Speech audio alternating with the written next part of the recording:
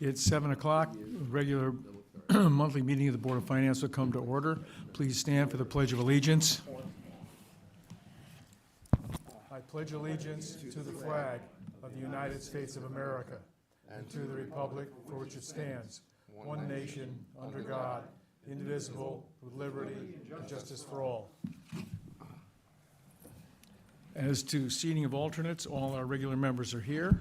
Looks like all our alternate members are here too. Our alternate members are encouraged to participate. Please participate.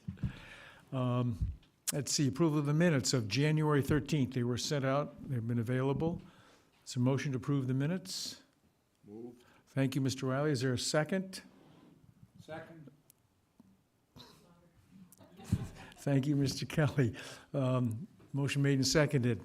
Any official additions or corrections, alterations? All those in favor? Aye. Opposed? Abstaining? Ordered. Public comments?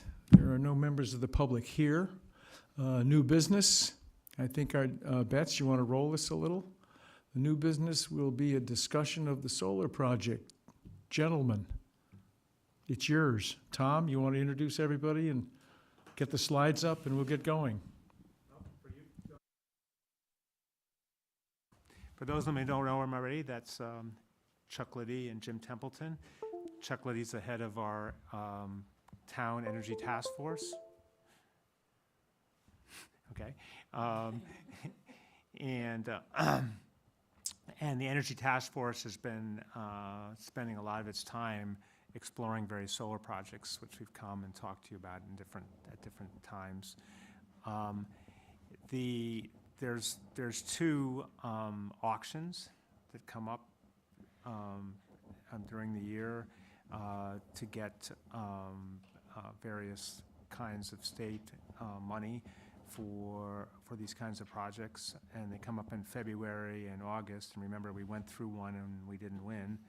But anyway, there was one coming up in February. So the main discussion here is really about whether we want to go into the auction with some proposal about the transfer station.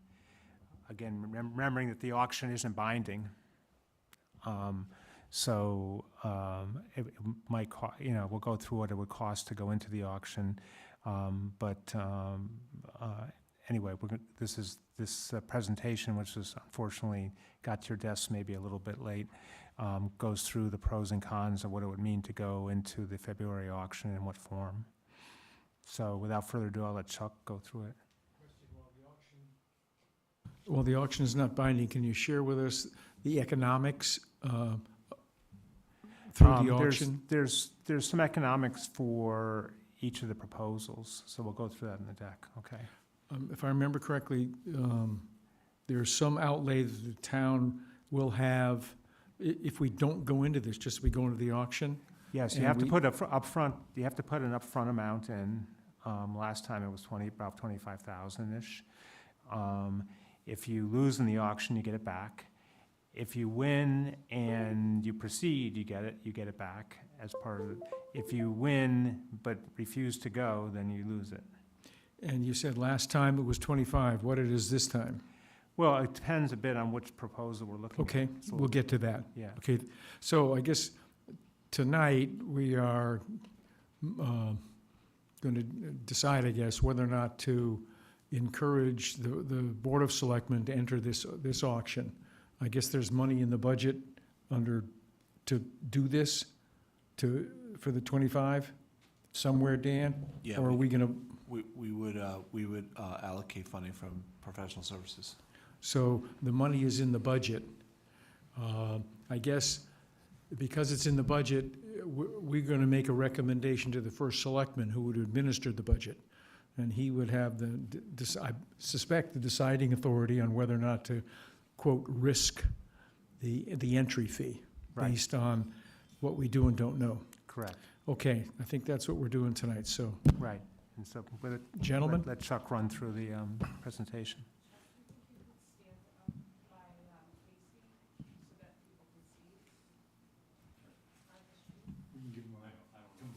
I don't know who's who. Mike, Give him Janet's. Oh, he's got, Is he on camera? Can you hear me? real close. All right. Feel like a rock star. Oh, you're way. Hold it very close to your mouth, please. All right, so you can't hear me, right? Can you hear me now? Yeah.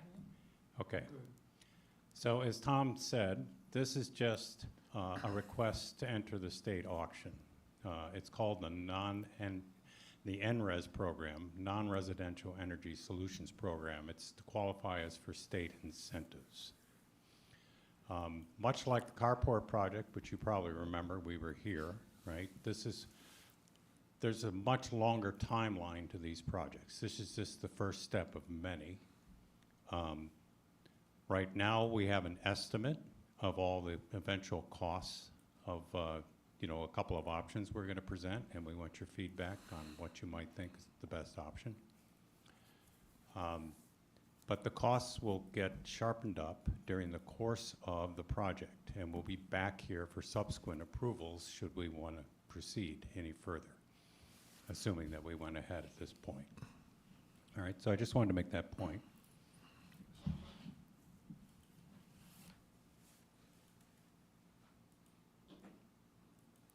So we didn't pursue the police carport for several reasons.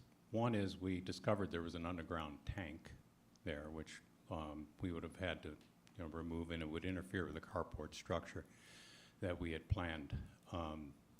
So it greatly complicated the costs and the logistics of the project. We also didn't win the NRES, the state incentive program. So after a lot of discussion with Jeff and Dan and Blake, it was suggested to us that the Energy Task Force investigate putting a solar farm at the transfer station.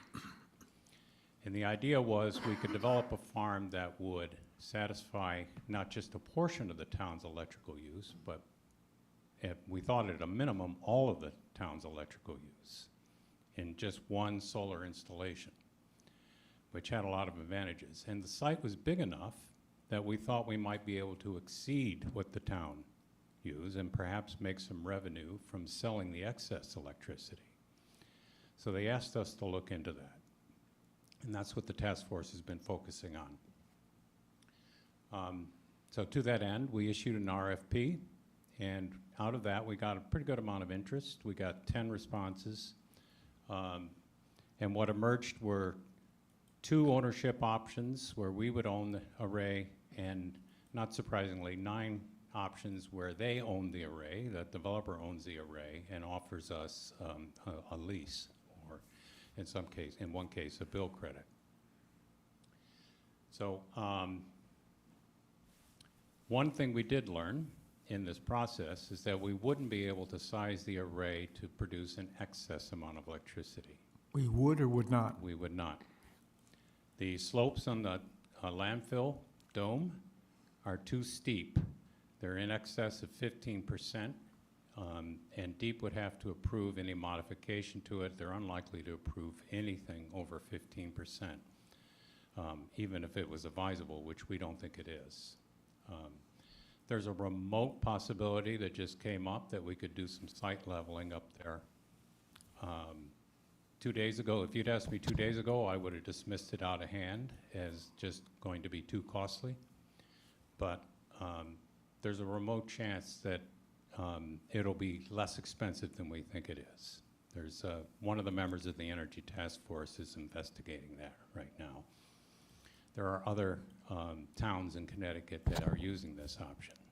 But I still don't think it's going to work out because you have to build retaining walls and stabilize those slopes enough that I think the cost would be too prohibitive. The ownership option is already kind of prohibitive in what I understand the payback periods that you want to see are.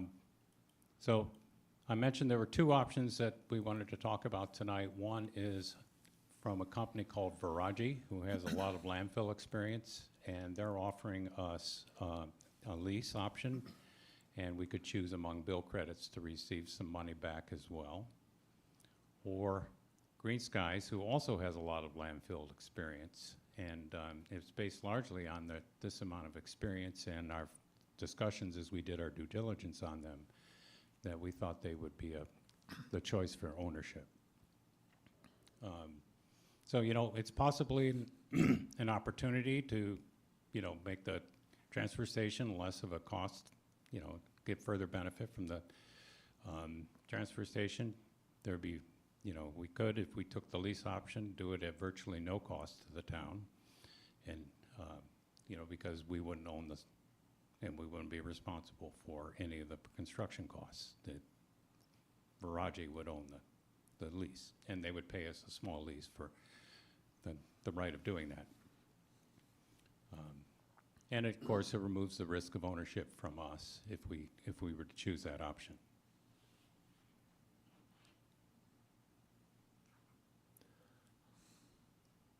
So this is the two options. The first of two options, this is the Viraji option where they own the solar array.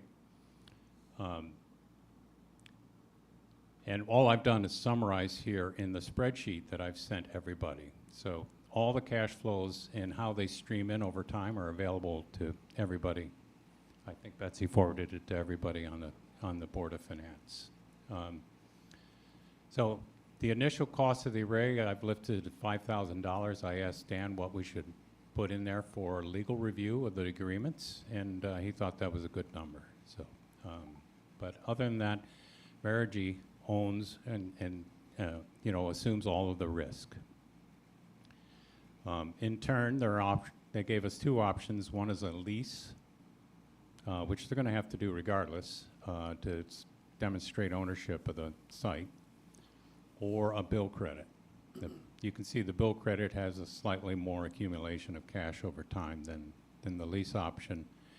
I think a legal review needs to be done of those options before we can make an informed choice which one of those options would do. Either way, it's not critical to the NRES auction. We don't have to make that decision right now.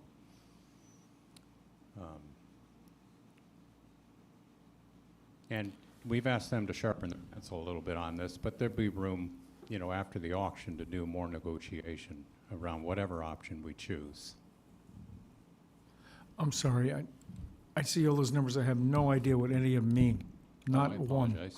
So, Can you explain them a little more detail? sure. If I'm the only one who doesn't understand, I'm willing to have you guys, we'll go on. Does everyone understand all those numbers? Yeah. You do? I see some puzzled look. Could you tell us what revenues over 20 years lease option, what does that mean? Who gets revenue from a lease? Yes, Who? Us? us, the town. These are revenues to the town. They would pay us a lease of about $40,000 a year for the right of using our land to host a solar farm. So over time, that amounts to, you know, 20 years, about $750,000, and or sorry, a little under that, about $698,000, and over 30 years, about $1 million. Okay, and what is the what are those, the electricity number? What are those numbers? Oh, that's just the amount that we would consume. Kilowatt hours? In dollars? Yes, yes. It- And then, you know, how much of the costs that this would defer from the town. So roughly 10%, that revenue that we generated would defer about 10% of our town's electrical costs. And I've assumed there the same assumptions that we made for the police carport structure. We're at about 20 cents a kilowatt hour right now, fully loaded for electricity, and escalating at 2% over the year over year for the term. So the 20 cents, that's, some is delivery and some is Right, consumption? right. Yeah, Does it make a difference in this analysis with what happens with those two costs over time? well, you know, if we could do scenario analysis of say, hey, what if it escalated 3% or 4% or 5% or 1%, right? But for this purpose, it doesn't matter. It doesn't matter. This is like a glorified, the way I understand it, this is like a glorified, you know, cell tower. Leasing the land. We're leasing the land. It's a glorified cell tower. It could be pigs out there, rather than electricity. It's got no impact. None of this the electricity is kind of almost a side story, right? It's basically like a cell tower kind of game. Yeah, right? just think, true for both option 1 and 2, no. or is 2 Jack? a credit? Could you? So they can record it and hear. Two you describe as a bill credit. Does that mean that we're getting a discount on the electric rate as opposed to a rental on the land? Yeah, I think in that option, what they would do is they still need to demonstrate site ownership, so we do a lease for the land for like $1 a year. And they instead offer us a bill credit. They described it as a simple credit to our direct payment to the town. It's But just it a doesn't- it credit doesn't- against our bills. But again, correct me if I'm wrong on this, Chuck, but it doesn't vary with electrical prices or anything, No. really. It's just a fixed payment. It's a fixed payment. Does it vary based on So it doesn't, electrical production? right. No. It's just slightly more. They're taking all the risks of ownership, so this is what they're offering to pass this on. And it's just slightly more than, if they just paid us a straight lease. I'm struggling with the difference between option 1 and option 2. Before we get to that difference, I'm struggling with either one of them to begin with. Just a second, I'm sorry. Sorry? The $10 million in 30 years for electric costs, is that fixed as to us? Is it based on an escalation cost? And if it's not fixed as to us, what's the deal? Why bother to do this? I'm sorry, I don't get it. So this is an estimate I made so that you would have some idea of how much of our electrical costs we could apply this revenue to, then how much it would make a dent in it. The revenue we apply to this thing is the lease Yeah, cost? Yeah, you're going to get, like Tom said, with a cell tower, you're going to get, it's all fixed, right? Whatever we eventually sign, which we're not signing anything right now, but everything we eventually sign, we're going to get X amount of dollars. Now, if you came back and asked me, well, how much does that, how much can I, what's my electrical bill and how much would it defer against that? I just made an estimation here. But it's pretty irrelevant. So we could apply that $1 million to Yeah. Soup Kitchen if we want to, Right. As the more I understand this, the electrical piece of it is irrelevant. Our electric bill is gonna go up and down. It doesn't- Whatever it is. It's got Right. nothing to do with. This has nothing to do with that, and we're gonna get that $1 million on this, and we can do whatever we want with it. So- It's like the cell tower, right? So whether we guess right or wrong on the usage and the cost of energy, and It's it's got irrelevant. nothing to do with It's anything. irrelevant. We're leasing them The land. the land, and we're still gonna get our electric bills like we always did. Yes, They'll go up, exactly. they'll go down, there's no Exactly. hedging at all. Exactly, and Okay. in theory, we could go, like, we've looked at some, what they call behind the meter, right, behind the meter kind of projects where like over at the library and stuff, where we could go and we could still reduce that with separate projects, and this could keep going. This is like a cell tower project, right, more than anything. It's like, we just put up another cell tower that generates that much money for us. And it has nothing to do with our electricity, really. Can I ask a quick question? Yes, is that Brian Emmerich? Yes, yeah. Does this obligate us in any way to purchase the energy that they, through them? In other words, would we have to purchase it through them at the price that they offer it at, even if we could find someplace cheaper? No, No. No, there's no obligations to them. They're paying us to host this solar farm on this site. Can you explain, just a little step further, so whatever electricity costs, we're gonna get the same bill we always would Exactly. have gotten from the energy Yep. company. Absolutely. Why, what do they get out of this by doing this? Do they do, They sell the electric. they sell the electric into Eversource, Right. and that's. And they get whatever price they get. And they're paying us $40,000 a year. Plus, Yeah. plus they get all the state and federal incentives for And they doing get the this. incentives. Yeah. okay, Steve? Yeah, that may have just answered my question. Chuck, I think the previous slide talked about ownership versus leasing, and it said, with the lease, you get the benefit of the revenue without any of the ownership risk. Right. So why would a town ever choose to own then? Is it because you get those incentives that, in this Yes. case, the company would get? Yeah, presumably if you had, good federal and state incentives, and I'll show that on what they are on the next slide, our estimation of it, then the town can make some money. Okay, so I think I got it. So we're gonna lease them in option one, we lease the land for 20 years for about $35,000 a year. And we get our bills from the electric company like nothing, like business as usual, Right, period.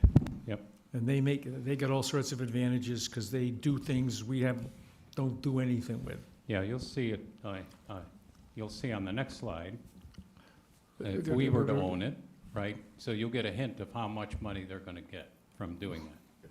Good for them. Okay, now back to Jack's question, the difference between one and two. Can you talk about that? Since it isn't critical to the NRES auction, we haven't spent a lot of time with the legal agreements to look. But the lease is it's a solar lease, and the bill credit has been simply described as, we asked them about it, they said, we just give you a credit. We send you a payment every month. But they're sending us a payment every month anyway, under option one. Correct. So why the difference in price? There must be some contractual difference that causes them to pay more for option two. Right. So that's the point of the legal review. It's not germane to the NRES auction right now. So at this point, we don't really understand the difference between one and two in terms of I haven't had the time to look at it in depth yet. But legal obligation. Okay. And the math, it looks like $35,000 a year versus $37,000 a year. A couple of $1,000s a year more between one and two. That's about right? Okay. they're essentially, I mean, in Okay. my mind, given the order of magnitudes of expenditures here, they're essentially the same. But So that number was negotiable, you said?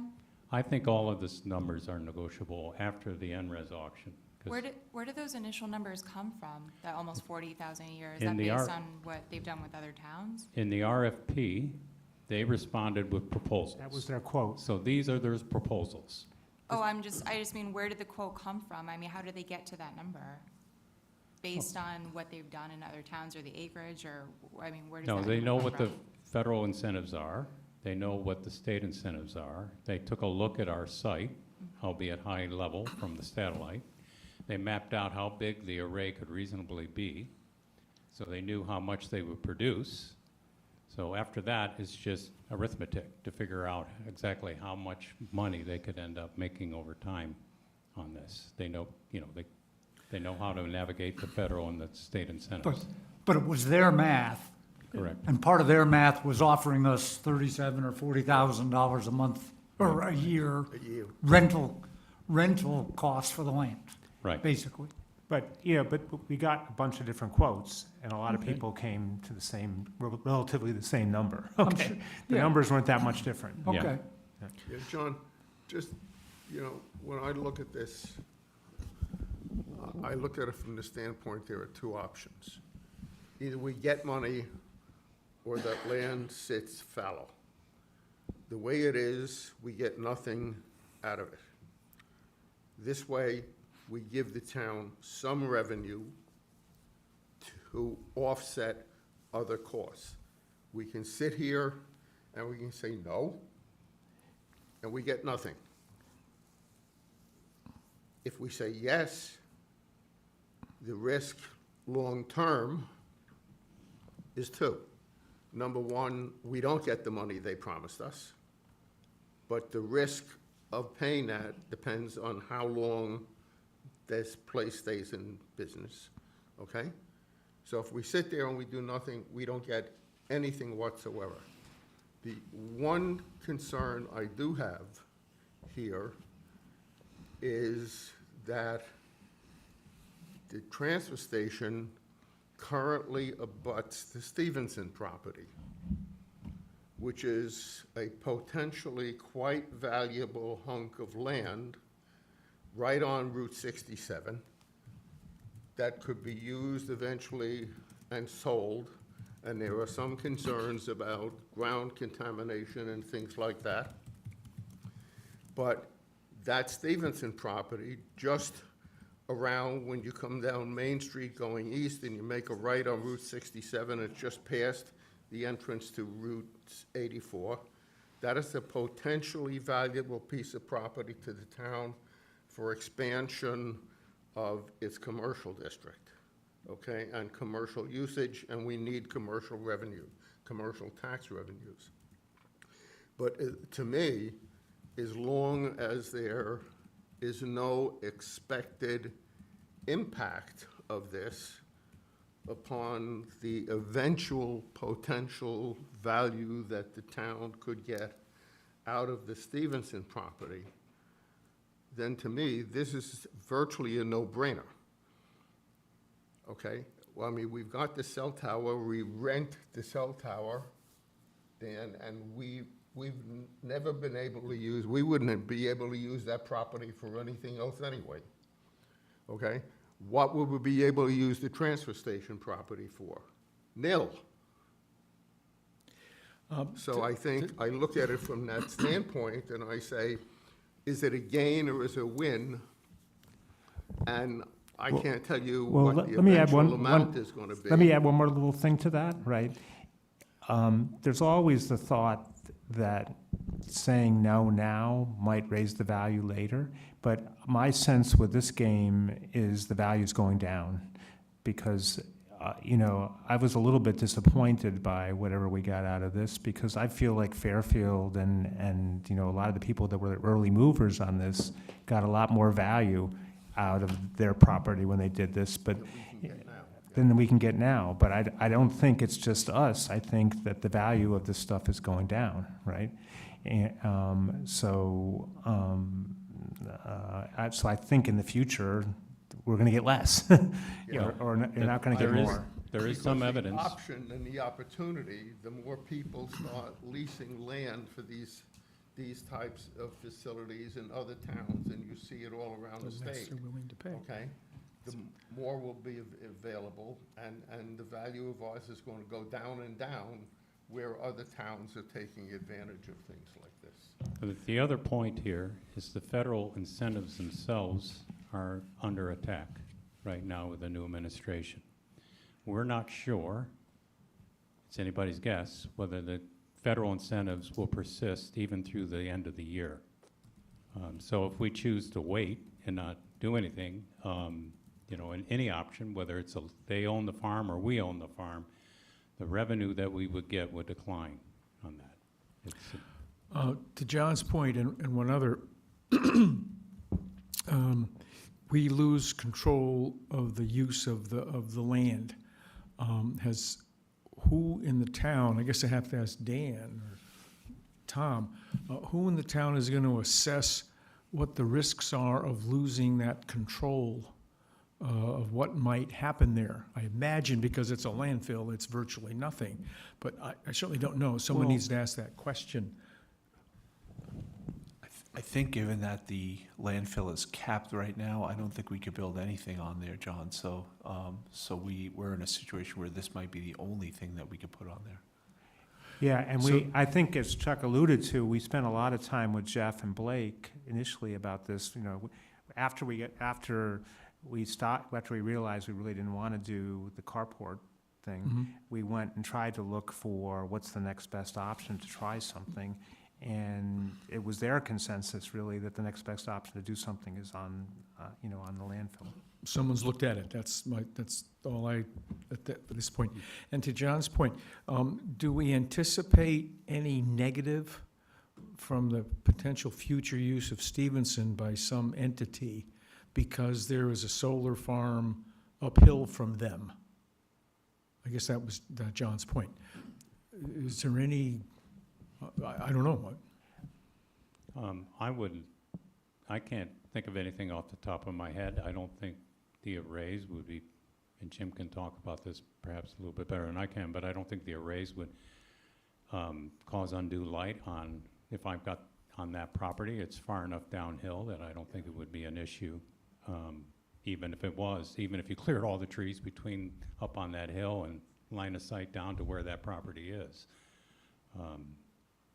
I can't think of necessarily anything adverse off the top of my head. Not for our energy guys to decide, it's for the developers. The real estate people will tell us that. So that ought to be looked at eventually as part of the legal review.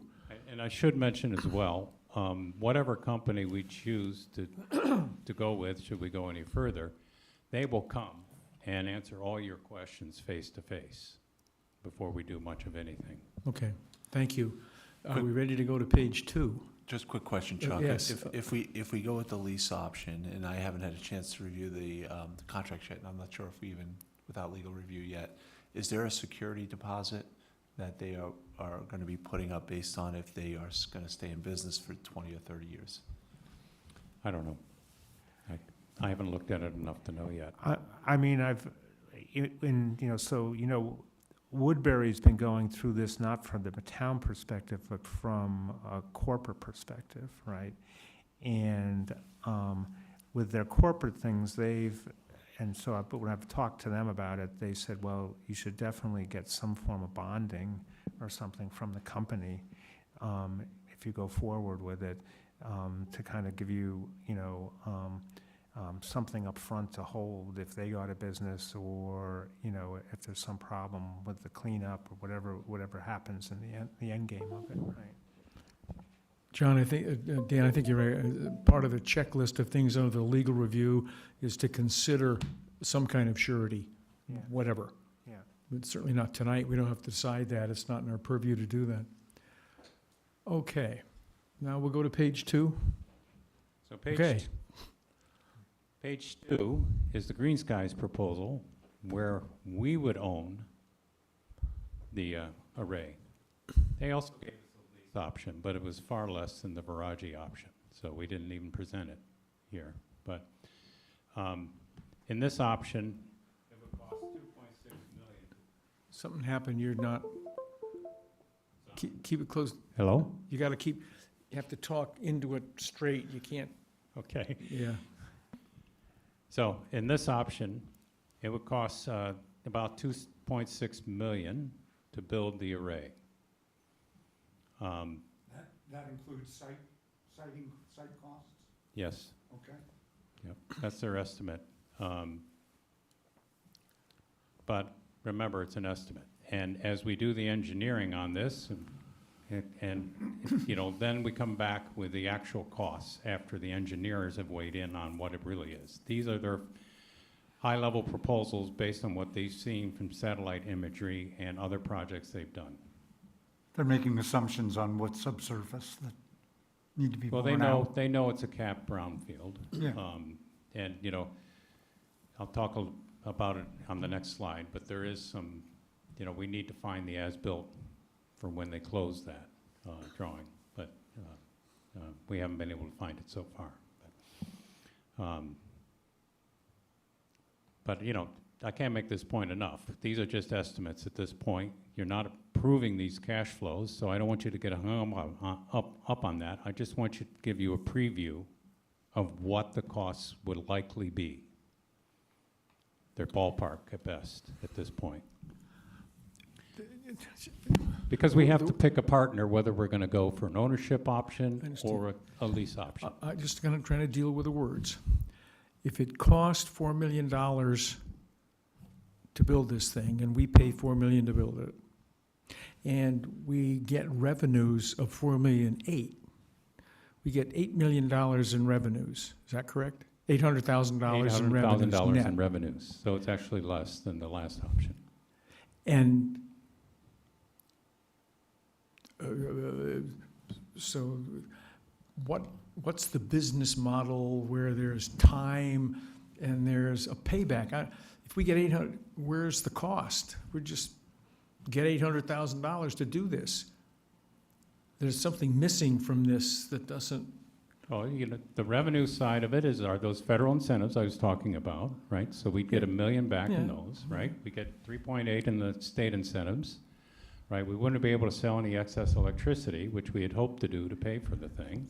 So the whole basis of my discussion last time, for those who were here, was that there would be a substantial number in the off-taker revenue section there, okay?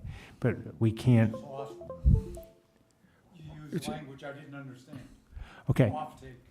Well, if we generate enough energy for, you know, the,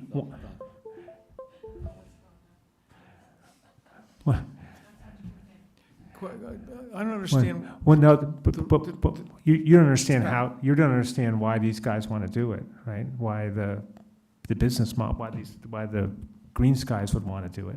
I read this chart, and it tells me we're gonna get $800,000 in our pockets from incentives. That this isn't gonna cost us anything to build, it's actually gonna put $800,000 in our pocket. It is over a long period of time if everything goes right. Correct. what needs to go right? The state's gonna give us incentives to build this thing, or are the incentives a Over time. 30-year stream over of stuff time. over time? The Yeah, state. they're in the Ah. spreadsheet I sent. They're over time. Okay, so the investment tax credit is some legal thing, we sell tax credits and we'll get that back pretty quick.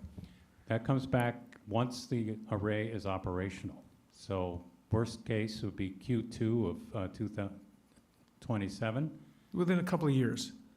couple years. We offset the $4 million in cost, the bonding, the array cost and the cost of bonding, $3 million. We offset that with $1 million in federal incentives in a couple of years, so we end up bonding net $2 million.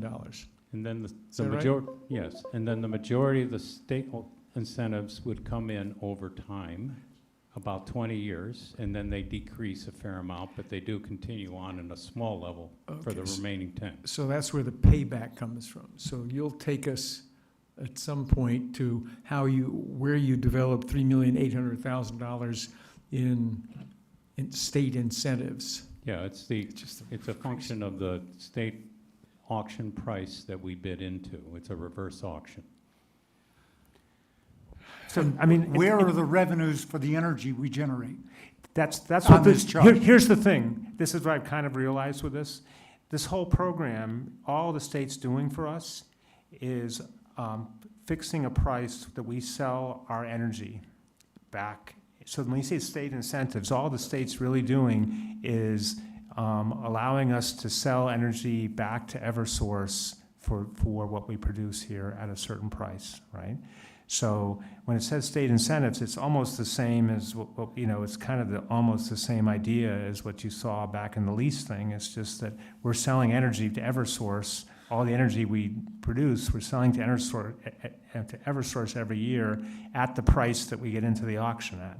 So it's basically, the state incentives aren't really incentives. They're just basically facilitating us selling the power to Eversource. So we will continue to pay our electric bill, Yes. whatever it happens to be. Yes. Yep. And this thing will produce energy that the state is gonna, that Eversource is gonna buy Yes, it back. yes. And the contract says, This is what the price that you pay, they're gonna buy it at a certain price, and that price over time generates you the $3,849,378. is that the net price after the deduct of what it costs us, or is that's the total Well, price? you go into the auction and you fix the price. So you go into the auction and so you basically fix a price that you're gonna sell Eversource this at. Now, so I guess that could fluctuate a bit based on how much energy you produce, right? But the rate is fixed. The rate that you're gonna sell to Eversource is fixed. The rate per kilowatt. The Yes. rate per The kilowatt rate that is they fixed. pay us is fixed. So how much cloudiness there is and how many cells are down at any given time and the maintenance, and that's all in some calculation someplace, because 90% up or something, I don't know. Yes. Okay. This presentation is a little different from what I'm used to seeing. Well, I mean, Okay.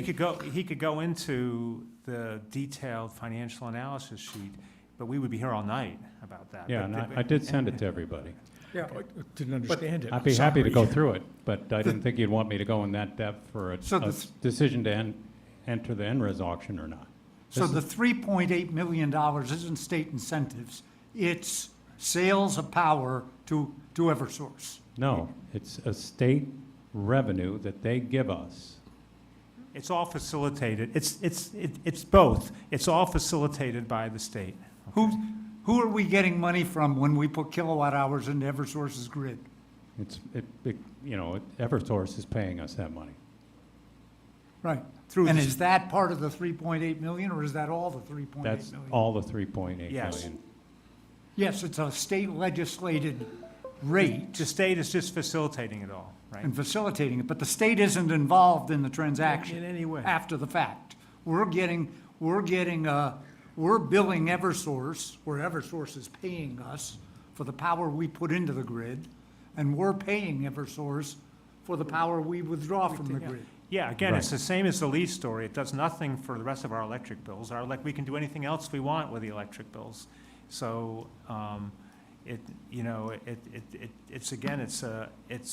we're selling the electricity that we're generating to But Eversource. if we're using $10 million of power from the prior page over the 20 or 30-year period of time, and we're only getting 3.8, that's telling, and the current price is 20 cents, you're telling me the price that we're getting from Eversource is 7 cents a kilowatt hour, roughly?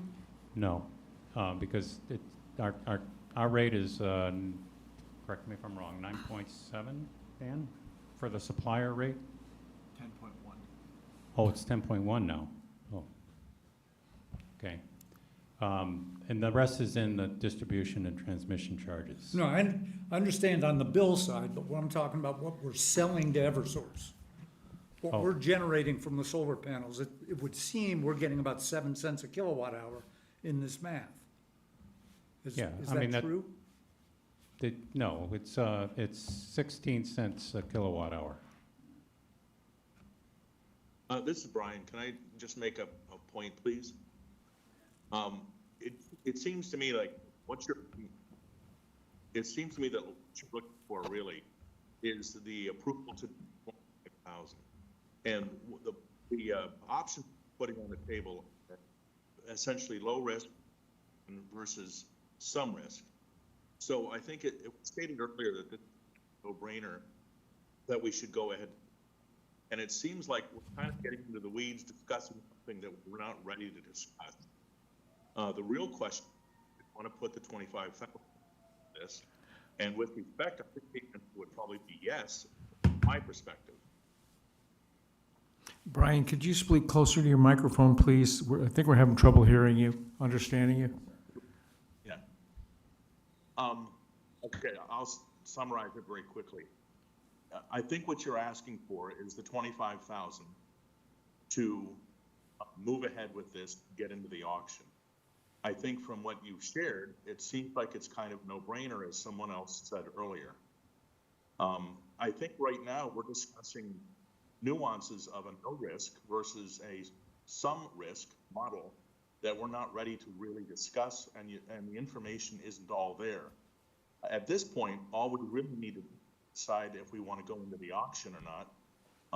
And with respect, I think that the answer should be yes. Do we have to choose an option before we go into the auction? Yes. Yeah. Then Yes. this is a pertinent conversation. Yes. That's why I'm here. So the cost to go into the auction with Viraji is only our internal cost to do the legal review, about $5,000. If we choose this option, it's higher, and it's on the next slide. Let's go to the next slide. Maybe it'll all come together at the end.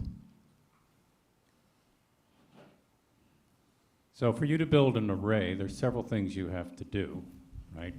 You have to submit this one-line diagram to the NRES, right? And that's, $2,500 for Green Skies to do that. Then $1,000 for the actual interconnection application. This is what hooks our array up An interconnection is what hooks our array up to the grid. And Eversource charges you to study it and make sure that it's not going to harm the grid. And that cost is a little bit further down, but right now, just to do the application is $1,000.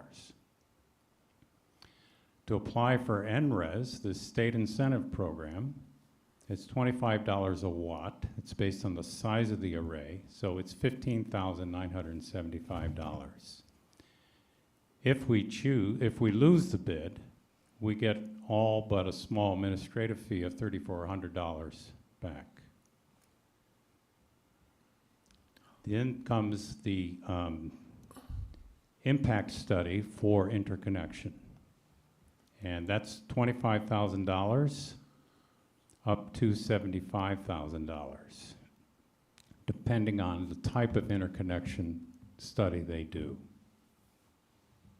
So these are the sunk costs if you were to say, I want to own that array. Somewhere between $41,000 and $75,000. I can't, there's no way I can estimate it any more sharply than that, because we don't know what Eversource is going to decide on protecting their grid. But the first option, somebody else is paying all these prices. Faraji, Faraji is paying these prices. Correct. Option two, we're paying them. we assume all that risk. But it's the same process, it's just two different applicants. Right. One is Right, Faraji. and if one things, I think, again, it depends on the legal aspect, but if Faraji get up there and decided this all wasn't tenable, they might bolt too. They might choose to bolt, but I mean, I guess that, and we leave that up to them, right? But yeah, they would assume all the costs and the risks initially. Because they have to do the one line, they have to do the one line, they have to do the interconnect application, they have to pay the fee. These are all the Right. steps they have to take. Yes. This is what I meant. You'll get a hint of what the cost would be on their plate here. One question on the auction. I mean, the last time we thought we had a 25% chance of winning based on, but some of that was based on the size of the project. Yes. Does this project change Yes. the odds? Yes, in our favor. So when you're in a small project, which is what the carport was, they literally use an Excel random number generator. It's just, they just select randomly. And we were about third or fourth past the point where they were funding. So Chuck, we didn't excuse me, get Chuck, that award. could you hold the microphone parallel to the ground? Because at your mouth. The other way. Because when Okay. you speak over it, it doesn't capture the sound. Thank you. All right. Much Just- better. Thank you. Sorry, I've never used one of these before, but, yeah, so where was I? And if I remember right, you said we had like a 20% chance of winning that lottery last Yeah. time. Yeah, this, What do this we think lottery. the odds are this time with So now this we- size? Now we move into the mid category, medium-sized category. And the rules are different. It's a reverse auction, so they know in going right in, these vendors have done this a million times, they know what to bid in to have very good odds of winning. And they're all highly confident that we will win an award if we go into this auction. With this size array? With this size array at the bid price, that's determining those state revenues that we get. We could get more. We could say, hey, we want more money, and they'll go in with a higher price, but we probably won't be awarded. Okay.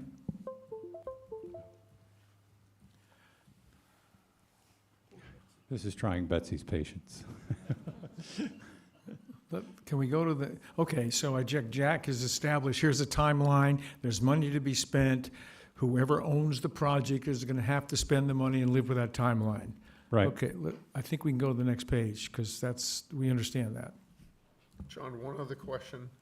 Just going forward, if we own the project and we go the ownership route, I would assume that we are going to be responsible for the maintenance of Right. the array, the maintenance of the Yeah. property, and Yeah, anything we own like it, that. yeah. And that was in his cost. That's all Yeah. it costs, John. That's Okay. cost of ownership over Yes. time, Oh, Yeah, okay. it's all in it's there. nearly You $1 got it- million that in bucks. there, okay. And that's turnkey, we would contract with Green Skies to do it for us. Okay, slide 3. Last slide. To enter the NRES auction, right, if we choose Viraji, which I'm anticipating that you would, right, they have to demonstrate site control, and that's done either via a land lease agreement, which we have to review, or, well, either way, we gotta review it, or a letter of intent, that we intend to do so. If we sign that letter of intent, it gives them the right, what they're proposing, we can negotiate this, right? But what they're proposing is it gives them the right to bid on our behalf for either the spring auction this year coming up or the fall auction. And it would terminate 1 year from the signing of the agreement. The rest of the steps are just paperwork. Same thing we did with the carport. We'd have to send them our electrical bills. There's some forms that Dan would have to fill out and sign, get people to sign. My list of things to do would to conduct that legal review, right, of the bill credit versus the lease options, right? So we can make a better choice there. Complete our financial due diligence of the companies. They've given us their financials. We'd want to look at the company and understand the risk of doing business with this company. Again, not critical to the NRES, but these are next steps. And complete reference checks and, understand this land leveling option a little bit more that we're investigating right now. Okay, So that's it. so what- That's our recommendation. Have these two vendors done business with local communities? With local communities? Local community. When we Yeah. went through this last time, you had picked a vendor who had established track record with Fairfield. Seems to me Fairfield had done 10 projects or So there's. So here's the list for Viraji. You can see all the all landfills. all landfills. I narrowed their list down to just the landfills for this Okay. discussion. All right. So, Middletown is relatively close, but, and How then big there's, is ours? How many kilowatts well, or megawatts? they go, so Deep River here is, 0.675. What's the preliminary sizing of, Oh, huh? Same Yeah. size as this one? same size, yeah. Okay. I misunderstood. The Middletown one, a little bit bigger. The Monteville is about the same. Fairfield.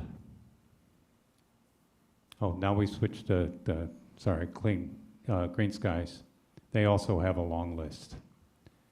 East Haven, they've done a lot with the havens. North Haven, and some of these projects have had a lot of hair on them.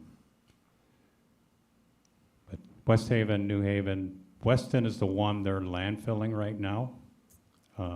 It's a different topography than ours. It's not a dome.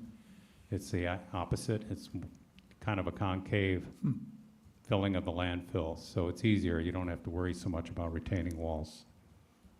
Wilton. These are all land rental agreements or a mix of land rental and town development? I'd have to look back through each one, but I think it's a mix. But the more common case is for everybody to do the lease agreements. Very few towns opt for ownership. In fact, we had to push them to give us this option Okay. because nobody wants to have the risk. Typically. The question is, which auction are we going to enter? We can enter the lease, no-brainer, get $35,000 a year auction, or we can enter the ownership auction.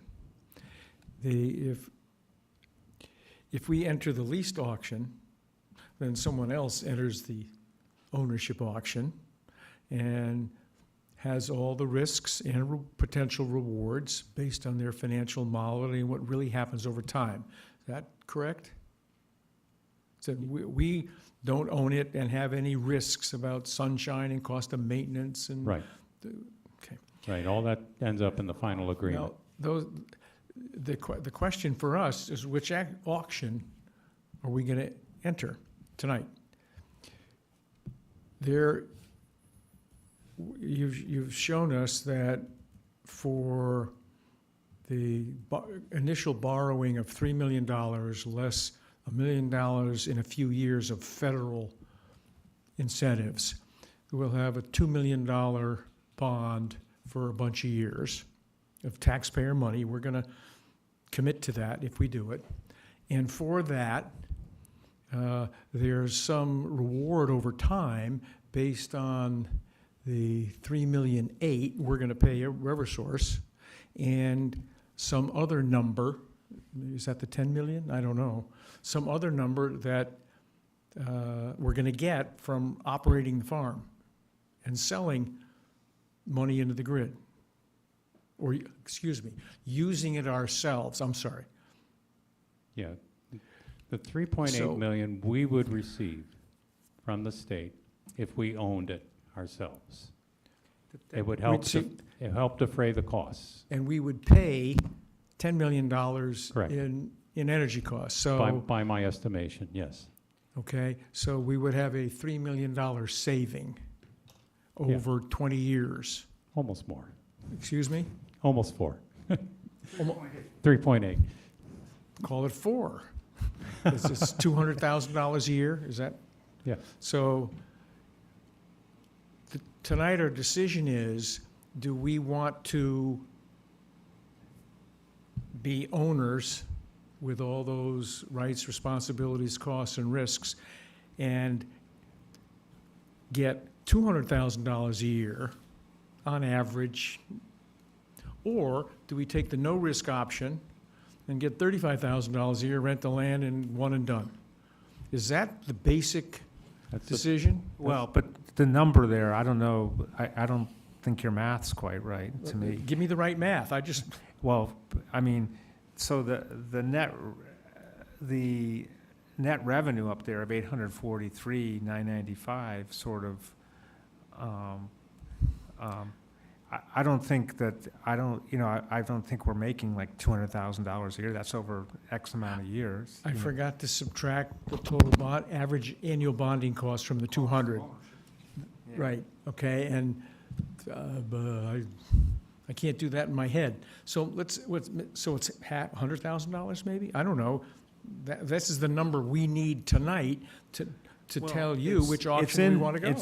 You want to go to the spreadsheet? It's in the spreadsheet, essentially. Maybe you can just tell us what the number is, so we don't have to deal with all those spreadsheets.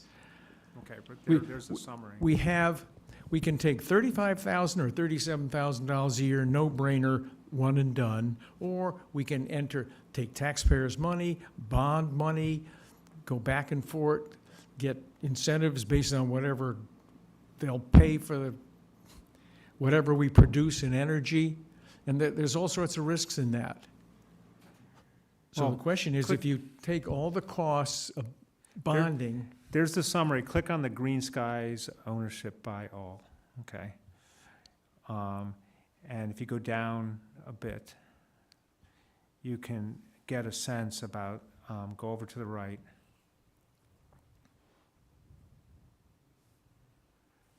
You see the net cost plus revenue, basically M, right? so net cost plus revenue, I'm not so sure what those words mean, but we're saving 140,000, 138,000, 133,000. That's how much we might save per year. Yes. Okay, so the fundamental decision for the Board of Finance is, do we want to go into an auction where we get $35,000 a year with no risks, no upfront money, no taxpayer money, quote, at risk? Or do we want to play the ownership game and make $135,000 a Yes. year on average over? So that's, I think, our fundamental question. Do we want to play the ownership game? And we could save $100,000 a year, but maybe we won't. So I think that, to Brian Emmerich's question, we need to decide which game are we going to play. John, just one- Jack, is that, you think that's what this is about?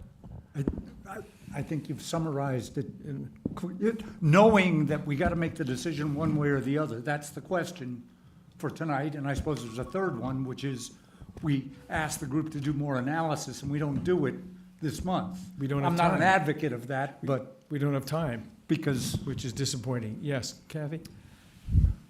At the risk of beating this dead horse, if we should do the lease option and the company that is leasing the land should go bankrupt, then what happens? We have all this equipment that somebody's leasing, they go bankrupt, and then who does what?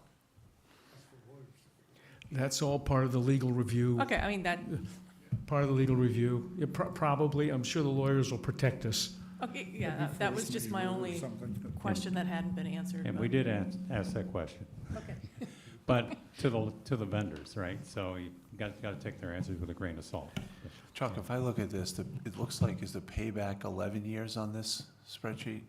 Yeah, it was about 12 years. If we look at your With- former with- thing, did it say without- 15? On the other green skies, I thought it said with bonding 15.2 years. Yeah, so if you go back to the green skies, I did it both with the bonding and without the bonding. So without the bonding, it's about 12 years. With the bonding, it's 15. So the sheet that we were just looking at was without the bonding? Sorry, I can't hear you. Sorry, the sheet we were just looking at was without the bonding? Is that the? No, it's both. It's further to the right. The bonding Further part to is the further right. to the right. Okay. Chuck, one other question. The state reimbursement, is that guaranteed, or is that subject to allocation each year by Hartford on what's going to be in the budget? Is there a chance we can take the ownership, go for the allocation, okay, and then all of a sudden the state says, oh, sorry, guys, we don't have the money? And that depends on state policy and federal policy regarding energy and things like that. Well, I think but to me, well, I'll let Chuck answer this, but to me, it's, again, the state is just facilitating a market. The state's not putting up money, or not much of it in this case. It's really just facilitating a market between us and Eversource. they're requiring Eversource to buy it. Right. So Eversource is going to pay us the money, not the state. Okay. Okay. Are there any other, I think we framed it, we're going to one or two auctions. We can have a $35,000 no-brainer, no risk, et cetera, or we can be in the free enterprise business, which people who put their money where their mouth is do and are willing to take all those gambles. That what makes it sort of intriguing. Well, Yes. but you have to remember that I think Green Skies and Viragi are taking something out to do that quote up there, you know, above and beyond what we're going to get, right? So they can, you know, they built a profit margin into their own profit margin into that, and we're not in that business, right? Yeah, I don't believe for a second that the private sector is working on 12 to 15-year paybacks on projects like this. No way. There's something we don't understand about the development of these projects, because I'm sure they're working on 4 or 5 outside 6-year paybacks. Yeah, I mean, we're paying them to do this for us. But we're, so they're gonna but make we're a not gonna profit. figure that out tonight or in the next week or two. We haven't figured it out yet. If ever. So, well, with experience, I think we would figure it out, but, you know, you gotta get experience. You gotta, Well, I think there's a lot of optionality in owning these things, but the optionality you have to be in the right position to exercise the optionality, I think. well, I think you gotta be knowledgeable. And we are not knowledgeable yet in this marketplace, the way Green Skies and Viraji and every other third-party developer is, who's building arrays all over the place. Right, but you also have to be knowledgeable and in the market and everything else, like, you know, you used to, be, you know, when I go on for this forever, but, you know, but anyway, yes. I'm making the point, absent the ability to drive that number to a more attractive number, it seems that we're really faced with one option right now, which is the one you're recommending, the Viraji option. Because 12 to 15-year paybacks just, you know, there's too many things going on that could put that number at risk for a municipality that it doesn't want to be in the energy production business.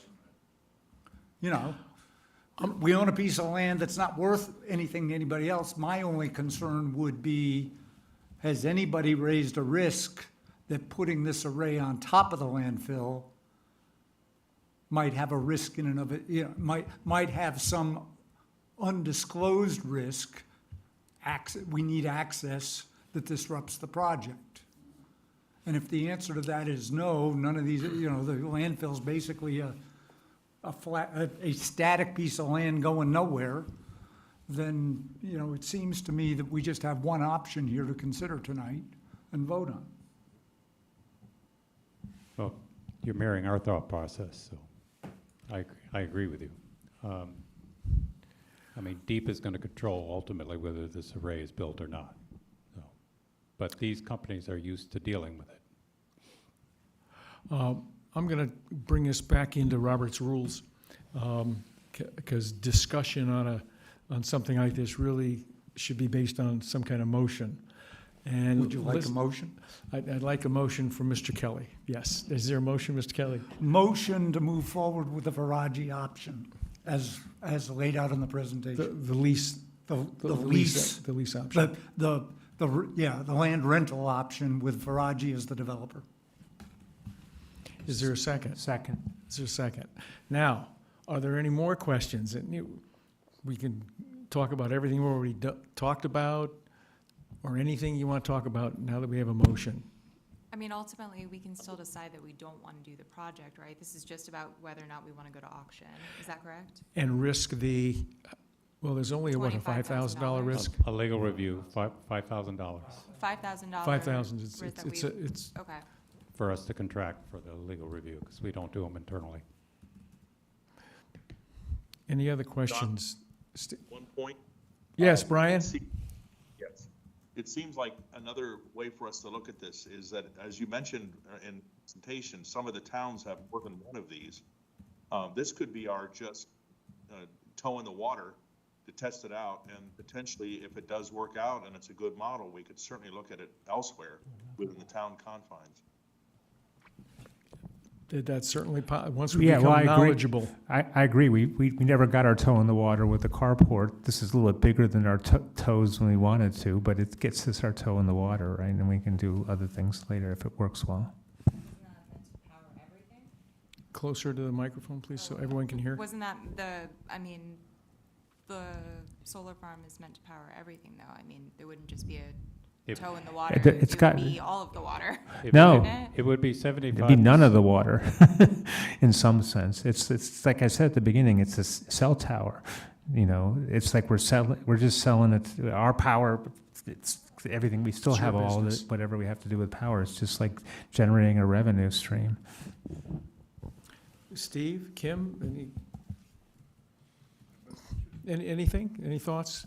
Sorry, you were If not, about to that's say okay. something Steve? about power usage? If we owned the array, it would be sized to be about 3/4 of our power usage. That's an NRES rule. The 74.5 is. Yes. Sorry, 74.5 at the bottom. Yep. That's a rule of the state incentives. But again, that's now that as I've gotten more into this, I realize it's more like a theoretical rule, because it's the only constraint about it is that, you know, it's supposed to be sized in the auction to fit us, but we're selling the power to, it's not like we're getting the power back directly, we're selling the power to Eversource, and they're doing whatever they're doing with it. The electrons are not labeled. Right. Okay, I'm not seeing any more, I'm seeing some quizzical faces, but I'm not seeing anyone wanting to ask another question relative to the motion. So, hearing that there are no other questions, all those in favor of the motion say aye. Oh, excuse me, the motion is to recommend to the first selectman and the Board of Selectmen, if necessary, that we enter the lease auction. All those in favor? Aye. Opposed? None. Abstaining? None. Thank you very much. Thank you, gentlemen. Thank you.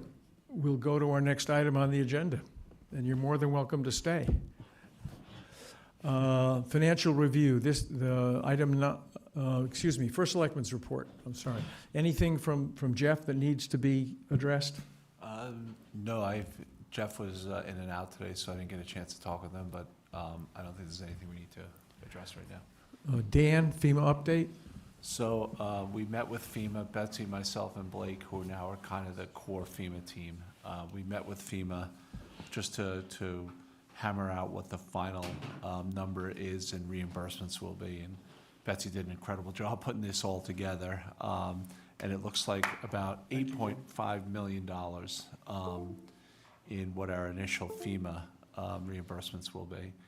FEMA's coming next week to do a tour of the actual damaged roads and culverts that still have to be repaired. Including that is the library and the tennis courts at Community House, as well as the roads that we're still working on or have temporarily repaired and have to rip out and rebuild. Dan, I'm sorry, you just said FEMA would give us back 8.5. No, I think 8.5 is the basis. 75% Of the 85, $8.5 thank you. million. So 6 point. And Dan is that far away from making a recommendation to the First Selectman about how all this fits into next year's budget. We showed a spreadsheet that had a lot of stuff on it a couple of months ago. We've bought into that concept, and within the next week, we Yeah, will have a okay. number. We'll have a number, We will. and it will be small. Thank goodness. I believe. You go home and sleep at night. It's not going to cost the town a lot of money for what we're short. Okay, any questions of Dan on the FEMA thing? Is there any FEMA risk? Well, yeah. Well, there is, yes. Things in Washington. Anybody still employed there? Yeah. Yes, there's plenty of We, FEMA risk. We asked that specific question when they came in, if what's going on with the federal government is going to affect their funding, and they were pretty consistent that no, they shouldn't have any issues with reimbursing us for what we are putting in for. Okay, and what's their turnaround time usually? It depends, because what we have to do, we have to file every individual area that was impaired will be an individual project. So as we finish each project, Betsy will then submit a worksheet, and then FEMA will then review it, put their numbers to it as well, reimburse the state, and then the state of Connecticut reimburses us. So But it's all on completion. it's all on completion. Our time frame on the spreadsheet we worked out with Blake showed that this year and next year and the year after is when the work would be done, because our guys only have so much bandwidth to do $8 million worth of work. So over this year, next year, and the year after, then as the projects are completed and all the government stuff, it's 1.5 to 2 years before we actually get the money back, but that's built into our financial analysis. Yeah, so I don't know, I feel like we should keep up, in your analysis, keep up the FEMA risk before we, We are now meeting with them. I think it's weekly now. They are going to be coming into town hall, and we're meeting with them. So we had a great meeting last Friday with I would say probably the core FEMA team, and then with our actual rep, probably weekly we'll meet with them just to review where we're at. so I guess my question is, would we be able to sustain the impact if FEMA went away, if the FEMA funds went away? That's interesting question. I don't know. Would we, if we had another 1,000-year storm, sustain the impact right now? I don't believe we would. Was that the question? Or are you saying if No. FEMA went away and we don't get reimbursed for what just happened? If we don't get reimbursed for what just happened, what does it do to our overall fiscal kind of, picture? Can we, can we eat that money and, in the timeframes we're talked about, without, like major disruption? We can have an answer for that. It isn't hard to develop. It certainly isn't going to bankrupt the town or be really, really significant. It wouldn't be nothing, but Yeah, we I would. think we- for a we mill, would- you We could would get work away on with it. realigning our road and bridge project reserves and budgets for the next 10 years and figure out how we can put these roads into and bridges into that. I mean, it would be good to just have a I don't want to do it to gory detail, but I'd like to have some ballpark thought about that, right? If they don't reimburse us the 75%, is that what you're saying? Yes, Yes, I understand. We'll have a ballpark number for you okay. and show you how, where it develops it.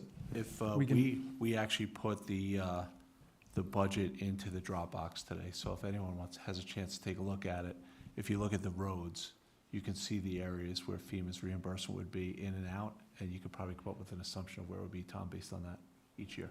Okay.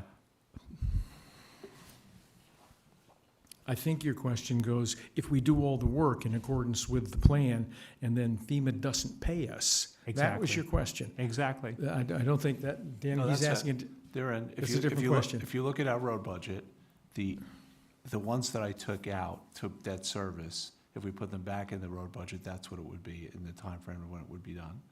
problem is we would have done the work. No, the work we've done already, that's already covered. This is the future work that is what we would call, FEMA wouldn't Okay. call it or they would call it temporary projects, right? It's projects that we've done the work, and then we're gonna rip it up and put a permanent replacement in. So there's two separate things. We can't conflate the two. One is the temporary repairs to get the roads open.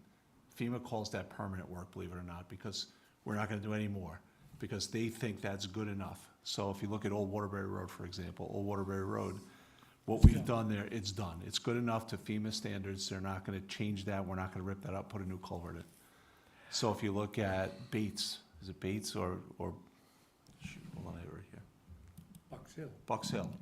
Bucks Hill, we've done about $200,000 in work. But to get it back to FEMA, it's gonna be about $2.5 million. Now, that is in our road budget, but if you look at it, we reversed it out as a FEMA reimbursement. So if you add it back in, it'll put the impact of the budget in there. I think, well, when we have our meeting with the Board of Selectmen and the department heads, maybe we can delve a little bit deeper into Dan's perspective. I understand what you're saying. We will have a simple answer for you Okay, at our meetings. thank you. Okay. We already voted. We're working on Dan's report on FEMA. Thank you. Anything else for Dan on FEMA? Next, financial statements. These were sent out. This is a consent agenda. If anyone has any questions about anything, One question for Dan. Dan, when I looked at tax revenues versus what is due, 100% of property taxes were due by the end of January. The numbers show we're at about 96 right now. Do you expect that we will, by the end of the fiscal year, get up to the level that we normally are, which Yeah. is about 98, 99? We will be, John. The actual date of collection was, believe it or not, February 1st. So my financials are as of January 31st. So we okay. collected another $2 million from that number on February 1st. We're trending a little bit higher than the previous year, if we look at February and March. So I'm guessing we'll be probably around 99.4, 99.5% in the collection rate. Super, To- thank you. to help the people who haven't read this form, if you look at the lower right-hand corner, see 99.4? That's how much we 94.4. 94.4, excuse me. That's what we've collected against the current grand list, and if you go 2 columns to the left each time, you can see for the last 3 years where we were at that same time. So we're okay. We're right in the middle of the sweet spot. Yeah, 6 months to go. As of right now, we're at 96.6 as of today. And then Okay. last year at this time, we were at about 95.5. So we're going to trend a little bit higher in collections. And Do you was the expect, Hold on. Tom? Was the, so when I went to pay my taxes, they were very nice to tell me I could wait till February. And you collect the carry till like February X, but that's unusual this year, is that not? No, the date is February 1st. It's always February It's always 1st? February 1st. I thought she's told me I could go even a couple days beyond that. No, February Oh. 1st. Okay, all right. It's 18% every day after February 1st, huh? Oh, okay. So, Let's go to the next one. So if there's nothing on the financial review, I'm not hearing anybody. Steve, something? Yes? Yeah, I just, Dan, we talked about it last meeting, so I just want to confirm, looking at the revenues versus expenses, as you had told us, that wasn't anything to worry about, back in the black for now. Yeah, we're trending up. We're still a little short based upon last year, but based upon the $1 million, or a little over $1 million we've already spent on reconstruction, that we're gonna get reimbursed from FEMA. There are no transfers. No transfers. Future business. We haven't done anything on the cell tower yet. When might we be able to get a hold of the guy, Dan? March 1st. Conversation you had with him, if nothing We've else. been having conversations, I just don't have anything concrete. yet. Okay, good enough. Reports from liaison. Tom, IPOC? We have an ITAC meeting Wednesday, so it's No not much. report. What? No report? You're having one Wednesday? We're having one Wednesday. Okay.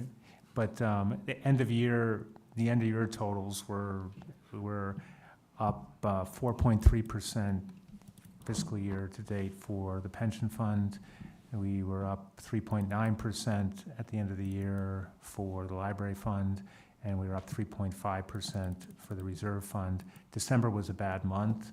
January's been a little bit better, so it's probably a little bit higher than that now. Okay, thank you. Janet, Board of Education?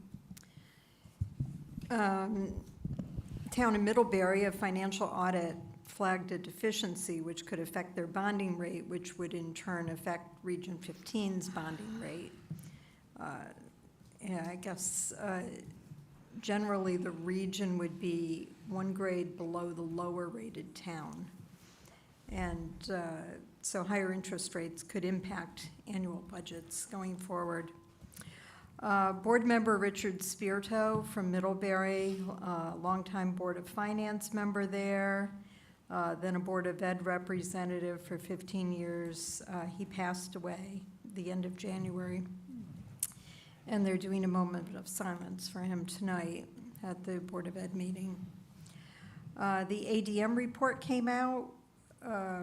I don't recall if that got discussed at this meeting previous to this, because it is a report that's dated October 1st, but it only recently got discussed at a board meeting. And Middlebury, of course, I say of course because it's been the trend the last few years, the proportion that Middlebury has to pay went up slightly. The proportion that Southbury has to pay went down slightly. Less than 1% for Southbury, less than 1% up for Middlebury. And the census in the school district is 3,408. Budget workshop dates, just a reminder, are March 5th and March 19th. And I'm assuming you'll get invited or go to a separate meeting like you have the previous years. Has that invitation come through? We haven't received it yet, but yeah, both boards of Middlebury and Southbury get invited to a budget meeting with the region. We haven't Special received it for yet. us? Special. And what's the date on that? We haven't received the invitation yet, John, but it's usually like the end of March. Okay, as to that, if I might, the regional school budget will be available, I think, in the town clerk's office before that special meeting. And anyone who wants to go either on the school's website or look at that hard copy, you should do that. We should, a week before we have the meeting, whatever date it's going to be, we should ask them the questions that we have so that they can be prepared to answer them at the meeting. Because if you don't do that, then you're not going to get any answers on a timely basis. That's the process we've used for the last few years, and I suspect we should use the same process. You agree, Dan? Yeah, I agree. When might you be able to get us the two dates, when the budget will be available, regional budget, and when the special meeting? I'll reach out to Joe tomorrow to find out when those will be available. For those 2 dates, okay, thank you. Because they should be in our calendars, because we have work to do in anticipation. And it would be the superintendent's budget that you'd be asking questions Yes. about because the board doesn't adopt Yes, it superintendent's till budget. after your meeting, yes. yeah. Is it only gonna be a hard copy again, or is there gonna be a digital copy They only give us a hard copy book. only ever, so Think hard you copy, as okay. well. Then it'll be available. I'm just gonna Hasn't been a problem in the past. Okay, And Janet? of course, I'm sure you're all aware in the paper about the superintendent's DUI arrest and that, quote, "no disciplinary action from the district is going to happen." However, a second meeting on this issue was held in executive session on February 5th. And there was no action expected from that meeting, but the minutes for that haven't been posted yet either. And lastly, last month, when I presented the data from their internal audit, you talked about doing some sort of communication or letter to the region, you and John. That has been sent. Oh, it has been, It okay. has been sent. Mr. Riley edited it. We have not received an official response back. My understanding is that, in essence, they have done the kind of review we asked, but not in the way we would have done it. But we're still waiting. We have sent them the letter, and we're waiting for an official response. Do you remember when you sent it? I just want to No, I don't. track it. Okay, I think when a week after our last meeting. okay. All right, that's all I had, unless Okay, anyone has thank any you. questions. One additional thing is Yes, Tom. we had a Region 15 pension meeting. Yes? And they were very clear that they would present some, I had asked them to have a presentation about a system to work towards funding levels. So I think they've implemented that, and probably will be part of the presentation that we get from them. So they've got a more systematic way in which they would address, funding the pension and. We should remind them that we would like them to, at that meeting, to give us a summary of their And new that- funding rubric. Right, of their system for, fund, sort of like a system like we have, Yeah. Their long-term funding plan, yeah. Right. Janet, a quick question. You mentioned last time, and I've seen in the press with Region 15, that they have appealed to the state's directive to implement a new reading program. For third grade, And yes. that the cost of doing that to the region would be significant, and the region is appealing that. Has there been any action or response back to this, from the state on their appeal? No, not that I'm aware of yet. Thank you. But I'm thinking that might be something to ask when you're doing your budget meeting with them, to see if they're going to have to budget that money for the next budget, yeah. It does look like for the region, for our ECS grant from the state, that in the governor's proposed budget, we're going to get fully funded for our ECS this year. So last year, our budget was $6,743,000. This year, it's from the budget, from the governor, it's $8,158,000 So far. so far. We'll see what happens. Thank you, Janet. Insurance Working Group has a meeting tomorrow morning. We'll have a report next week. The insurance costs are, both health and property, in double digits this year, like they are all over the country. I don't know what we can do about it, but we'll have a meeting tomorrow and we will see what can be done. Roads and Bridges, Jack, no report. Okay, RUPAC, no report. Energy Task Force, Tom, anything other than what we just did, which was plenty? No. Thank you, no report. ARPA, Dan? Nothing new, other than we just have really the splash pad that's left. What's up? Okay.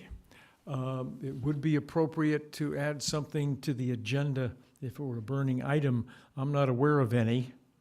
Yes, Kim? There was the discussion about the Charter Review Commission, The which? the Charter Review. Oh, yes. Commission. We had approved a change in the wording for the grant approvals from the Board of Finance. And I'm sure that's being That's handed over right. to them. I forgot about that. Dan, do you know where we are with that? I believe, John, you and I are meeting with the Charter Revision Commission February 18th or so? That's right, we are. Yes. So, it's on my calendar, I think. Okay, February 18th. Check that. Thank you, Kim. If there's nothing else, this meeting is adjourned at 8:30 PM. Thank you all.